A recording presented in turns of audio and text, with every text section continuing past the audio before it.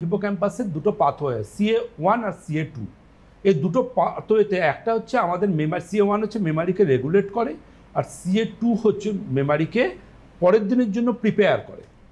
এই দুটোর সাথেও কিন্তু প্যারালাল একটা সার্কিট চলে যেটার সাথে রিলেটেড থাকে CA3। CA1 এবং CA3 এই দুটো সেপারেট পাথওয়ে এবং এর সাথে CA2 কিন্তু কনজুগেট করে। মানে সম্পূর্ণ ব্রেনের মধ্যে বলতে পারেন একটা সার্কিট চলে, যে সার্কিটে আমি কতটুকু মনে রাখতে পারি বা কোনটা মনে রাখবো কোনটা মনে রাখবো না, আমার ক্যাপাসিটিটা একদমই তাই।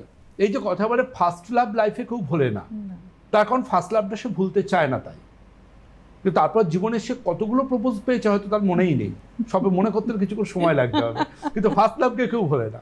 কারণ আমাদের CA1 এবং CA3 এই দুটোর সাথে কিন্তু পুরোপুরি রিলেটেড এই দুটো সার্কিট বা পাথওয়ে। একটা জিনিস মনে রাখবেন, আপনারা অনেকে নেট করেও দেখবেন, চরক সংহিতার মতো গ্রন্থ বা আয়ুর্বেদ চিকিৎসা বিজ্ঞানে মেধ্য রসায়ন বলে একটা শব্দ আছে। মেধ্য রসায়ন, যা আমাদের ধৃতি এবং স্মৃতি অর্থাৎ স্মৃতিশক্তিকে ভালো রাখতে বদ্ধপরিকর থাকে। আয়ুর্বেদে সেই সমস্ত ভেষজ কিন্তু আমরা যেগুলো গভর্নমেন্ট অফ ইন্ডিয়ার ফার্মাকোপিয়া উল্লেখ আছে, পেশেন্টদেরকে অ্যাডভাইস করি এবং পেশেন্টরা বলেন হ্যাঁ ডাক্তারবাবু ভালো আছি।